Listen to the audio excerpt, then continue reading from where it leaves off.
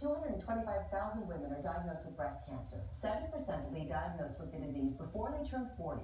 Chemotherapy helps, but it can have devastating consequences for women during their reproductive years. Our Ali Rasmus shares the story of one woman's struggle to make her dreams of motherhood come true.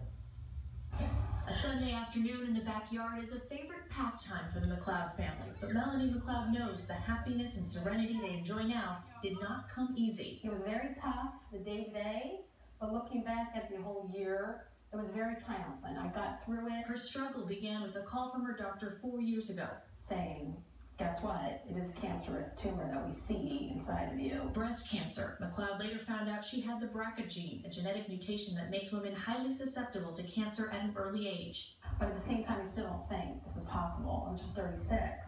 How can this be? There was no time for questions. Very fast growing, so that's why we needed it out. She had a double mastectomy and needed chemotherapy. And that chemotherapy, while it would help to kill her cancer cells, it also would affect her egg quality and egg reserve. Many women will even enter menopause early after chemotherapy. Macleod was terrified that chemo would mean the end to a lifelong dream, adding another child to her family. Macleod had a 12-week window to preserve her fertility. We were hopeful because Melanie's a fighter, and Melanie was hopeful. She reached out to Dr. Mary Hinckley at the Reproductive Science Center in San Ramon. What was involved was a very rapid IVF cycle to get those eggs out of her body before she began chemotherapy. We actually only ended up with 3 embryos, which is not a lot. The embryos went into storage. Doctors told Macleod she had to be cancer-free for 2 years before trying to get pregnant. Yeah, message Joel's going into the freezer.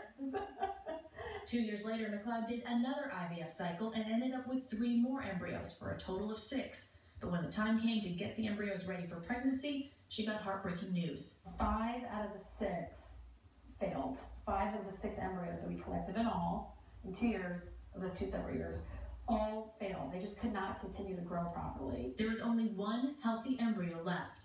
One shot, and that was it. And we knew if it didn't work, there was no way we were coming back for more IVF treatments and retrieval. That was, my body was done. Yeah. Oh yay!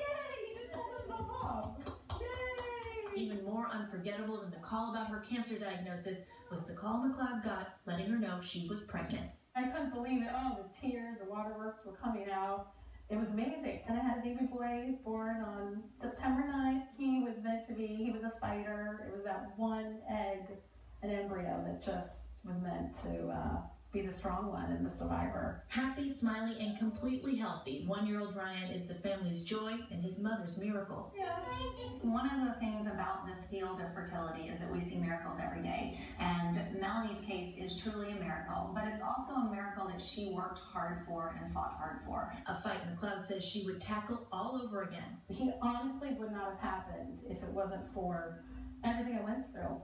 I wouldn't have had that exact baby in my arms on that day if it wasn't for going through cancer, chemo. I would do it all over again, a million times, to end up with Ryan in my lap. Filled with gratitude for her baby and even the cancer that brought him to her. What is that, Ryan? Man, what an amazing story. Ali Rasmus joins us now, and Melanie had 12 weeks to, you just see this window shrinking. I can't imagine what emotions she was having, on top of all the pressure of preserving her fertility and then having to start 2 months of chemotherapy. So there was a lot going on in her life, and she had an incredible story. You know, it was great meeting her. She's upbeat, she's so optimistic, and so appreciative of everything she's gone through. And I actually met her at the Making Strides Against Breast Cancer walk in Walnut Creek. She's one of the inspirational speakers sharing her story there. That was in June earlier this year. There's another Making Strides Against Breast Cancer walk happening on Saturday, this Saturday. And KTVU is a proud sponsor of it, so it's been a great opportunity to get a chance to meet people like Melanie and share her, sacrifice, her triumph, and talk about the issue, because it's an issue that affects a lot of women. Just a wonderful spirit. So were you introduced to her, or did you just kind of tap her on the shoulder? Well, she was one of the speakers at the event, and I happen to be covering it weekend mornings and weekend morning gal. So, and I just heard her story, and it was a fantastic story. And what a good story for those in the, who are 1 year before where she is now, wondering, will I make it? Can I have that baby? Will the baby be okay? Will I be okay? And they see Melanie as a story. And that's one of the things that Dr. Hinckley, the doctor, the fertility doctor in the story, mentioned. She said great to showcase Melanie's story because she's an example of someone who worked for what she wanted, and she's an example of hope, giving hope to other women too. Melanie, that's a nice story. Thanks for bringing it to us. Coming up on Mornings on 2 to 9, rumors about